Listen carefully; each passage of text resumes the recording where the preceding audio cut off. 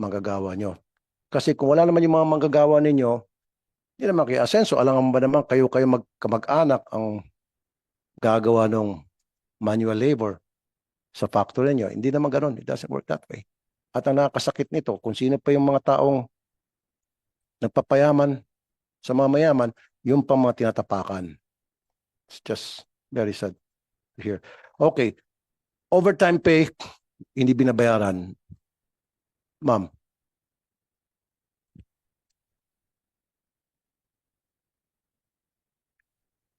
Apologies.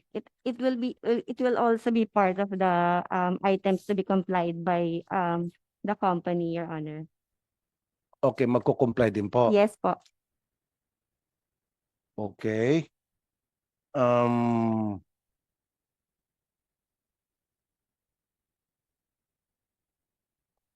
Maunlad Canning Food Manufacturer, Maunlad Canning Corporation.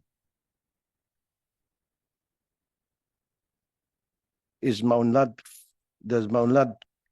Canning Corporation as a representative?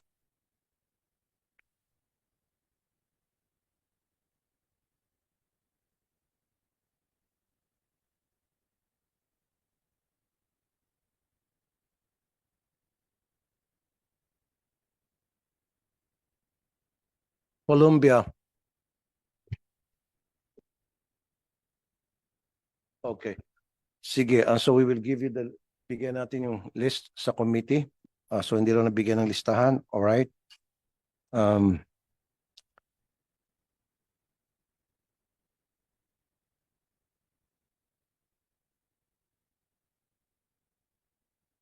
Construction site. I think kasama yung Dole. We went to this construction site.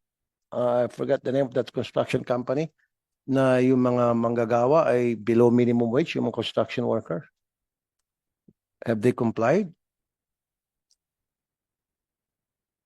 400, 500, tapos taga-probinsya pa. Wala na may padala sa kamag-anak. Kaya sila pumunta din sa Manila, thinking na pagdating sa Manila, gaganda ng buhay nila kasi magandang pasweldohan dito, pero wag ka. Sana nag-stay na lang sila sa probinsya kasi baka mas malaki pa dito, doon. Dito, tanggap nila 400, 450. Naayos na po natin yon. Yung construction site. Otherwise, kung hindi, pasarap po natin muna. I will call. Nangako naman sa akin yung Quezon City Business Permit Licensing Office na ipapasara kapag hindi na-comply. Pa-stop operation.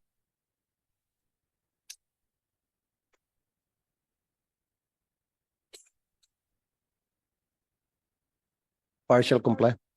Your Honor, partial compliance pa lang po. But we will look into this. Sino po itong contractor na ito, ma'am?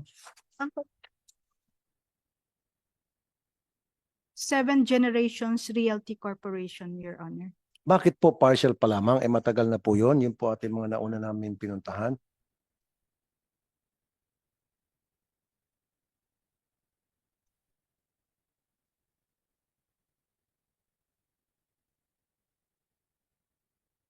There's another, they requested for another scheduled conference which is set on June 17, Your Honor. Next Okay. How about Slord Development Corporation sa Navotas po? Yung canning sardines.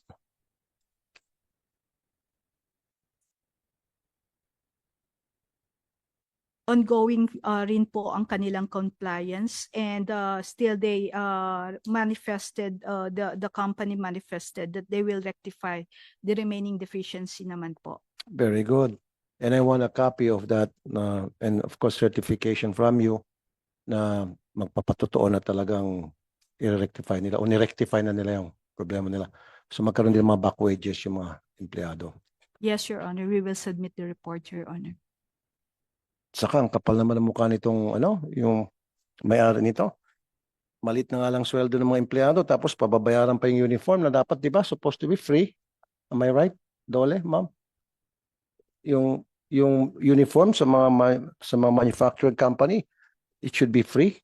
provided by the Yes, company? Your Honor. Uniform and It boots? should not be deducted from the workers, Your Honor. Then refund. I want a refund then.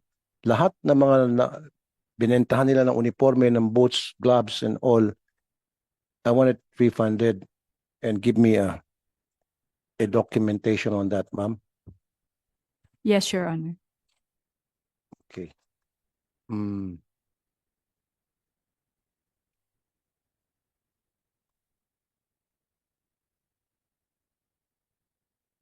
Okay, that's pretty much it.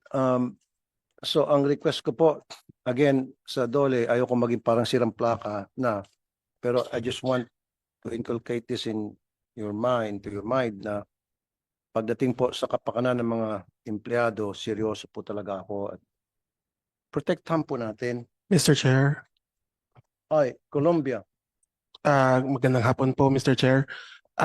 Gusto lang po namin linawin, noong pong in-inspection kasi ang Columbia, karamihan po ng findings, physical facilities related, agad-agad din po namin inaksyonan ng mga to, inayos po namin, pinadala na rin po namin sa inyo pong opisina ang patunay na inayos na namin yung iba.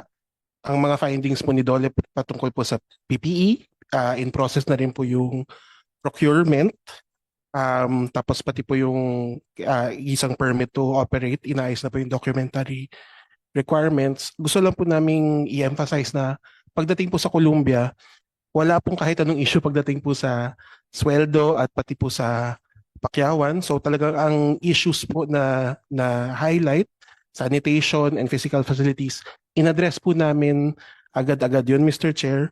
At tulad po nung sabi nyo, pro-business din po kayo dahil ang negosyo at ang manggagawa, kailangan nila ang isa't isa at dapat natrato nila ang isa't isa ng may respeto. Maaari po bang humihiring kami ng tulong, Mr. Chair, na mabigyang kilala ang agad-agad na pag-aksyon ng Columbia upang ayusin po ang mga bagay na inyo pong binigyang pansin at agad-agad po inayos kahit po yung physical facilities na hindi po madali or mabilis na maayos inaksyonan po kaagad, Mr. Chair. Thank you, Mr. Rogelio Redoble. Just like what I did sa JBC, 2 beses ko nata, 3 beses ko pinasalamatan JBC kasi agad-agad nag-comply sila. And of course, I'll do the same with your company. But one thing lang Yes, ang boss. sa akin, when we went there, pinatago ng mga kliyente niyo yung mga empleyado niyo eh. Wala akong naabutan kaya wala akong na-interview. Isa lang. So, I wouldn't really say kung wala kayong labor practice violation. Okay. Kung Naunawaan meron ko, kayong Mr. unfair Chair. labor practice. Ngunit wala. hindi rin po namin pinabayaan po namin. Sir, just listen to me first. Yes po. Kasi unlike the companies that I visited, MLM, JPC, ano pa ba yung sa dulo, all these companies, Sion, IFP, WL, meron ako naabutang mga empleyado. Sa inyo, isa lang. Lahat andun sa taas na tinago. So paano ko malalaman kung, of course tama ka, wala akong na-flag down kasama yung Dole na violation against sa tamang pasweldo, hindi. Kasi wala akong nakausap. Tinago ng kliyente mo eh. Naunawaan ko po, Mr. Chair, pero gusto lang din po namin ma-confirm mula po sa Dole kung Dole. na-furnish po ba yung employment records ni Columbia sa Dole. inyo. Your Honor, the company, Columbia, submitted or presented copies of its payrolls, proof of payment on availment of the service incentive leave pay, proof of payment of the 13th month pay, proof of payment of SSS, PhilHealth, and Pag-ibig contributions. They presented the May mayor's. pakyawan po ba sa kanila? Wala po. Okay. So they submitted documents to you proving na sila ay walang ginagawang labor violations. They submitted Yes. versus you personally going there and opening their books. Kasi pag sinabit nila, pwede na ma-edit yun. You follow me so far? Dapat pupunta kayo doon on-site. Kasi ako, pwede naman ako magsabit ng dokumento, gagawa-gawaan ko na lang, sige, irisin mo dyan, dagdagan mo yan, dagdag, bawas, i-submit ko sa'yo, di, okay na? No, that shouldn't be that way. You go there, inspect, and talk to the people. That's when you get good results. Kasi if you don't talk to the workers, kung ano yung sasabit nila doon, sorry, Mr. Redoble. Naunawaan po Pero namin, you know, Mr. Chair. Nagsisinungaling, kasinungalingan yung mga nilagay doon sa report. You believe me, ma'am? Hindi ko sinasabi na sinungaling po yung, ikaw ba yung boss, Mr. Tan? Ay, hindi po, hindi po. Mr. Doble, I'm not saying na sinungaling yung boss mo. Pero ang sinasabi ko na pwede siyang magsinungaling kung gugustuhin niya. Apa. Kasi ang binigay dito sa DOLE, ninyo sa DOLE, sabi mo, ay dokumento na lang na pwede natin edit, na pwedeng gawa-gawa. Opo. Mr. Chair, as long as naman po meron pa namang mission order, we're open naman for Good. to confirmatory inspection. Yun nga, Mr. Chair, pero gusto lang po namin mahingi rin yung tulong nyo Of kung course, sakaling ma-confirm nga na wala pag naman po. ma-confirm, I would thank your company, or Marami your po client, salamat, Mr. right Chair. here. Sasabihin ko na nagkumply. In fact, ipopost ko to sa sa social media page ko na ito yung mga nag-comply and pasasalamatan ko. Maraming salamat Of po, course, Mr. dapat Chair. full compliance na eh. Baka mamaya magpapasalamat ako tapos kalahati lang pala. Di, baka sabihin ng mga followers ko, baka nalagyan ka na tulfo. Apa. Tawad-nawaan po namin. Sabihin ng mga workers, hindi pa kami bayad tapos nagpasalamat ka na. So, Yes, pa. until such time na nakapag-comply na kayo, that's the only time na ako ay magpapasalamat. Naunawaan po namin, For Mr. here Chair. right now, pinasalamatan ko ng JPC. Mga iba, nagpasalamat na ako. Pero yung ipopost ko sa Facebook page ko, yung pasasalamat dahil fully complied na kayo, I will do that. Maraming po salamat, Mr. Chair. So, pupunta niyo po. Yes, Your Honor. Actually, the payroll was presented during the inspection po. The payroll. And that the workers were also interviewed during the inspection. Oh, workers were interviewed. Yes po, and also presented, the company presented the payrolls, yung mga, I mentioned. On-site. On-site. Kasi po. umalis ako noon, then may nagpaiwan. Opo, So yung nagpaiwan ba mabait o bad boy yun? Ha? Si ma'am po, tapa po ba si ma'am po yung... Kasi pag bad boy yung naiwan, diskumpiyado ako. Good boy ba yung naiwan? Nagpaiwan. Paano natin malaman, di ba? Yes, Your Honor. Good boy yun. Okay. Walang bulsa. Okay, kasi joke lang. I'm just making a joke kasi kaysa ma-stress na lang tayo araw-araw sa naawa sa ating mga magagawa. Okay, so okay sa inspection. Kasi ang naabutan lang namin kasama yung DOLE ay yung walang proper working gear, sanitation issue, expired fire extinguisher, hindi mabuksan na maayos ang emergency fire hose cabinet. Yun ay Naayos na po. naayos na. Yes, pa. Plus, sinasabi ng DOLE na binuksan yung libro, nagpaiwan at wala kayo nakitang labor violation aside dun sa mga nabasa ko. Also, Nasa- there were interviews conducted with the workers po. Well, then kung ganun, kung Colombia, congratulations. Maraming po salamat, Mr. Chair. Job well done. Thank you. Thank you. Salamat din po sa inyong pagpo-post in the future. Thank you po, sir. Maraming po salamat, Mr. Chair. Pakipaabot po sa Colombia, sa inyo pong kliyente, ang aking pong pasasalamat. Yes po. At dahil kayo po ay full compliance na pala, sabi nga ng DOLE. Now, last na naman po, DOLE, paulit-ulit kong sabihin ito, for the nth time, please naman mag-inspect naman po tayo.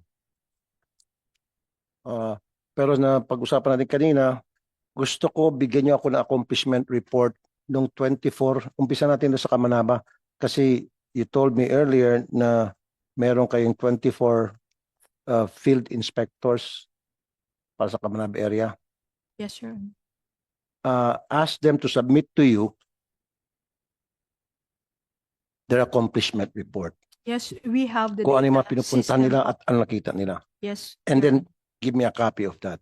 We pag will minak- as soon Thank as you. possible, Your Pag nakita ko, tulad ng sinabi kanina, na hindi na ginagawa ng tamang trabaho, it's either suspend mo or tanggalin mo.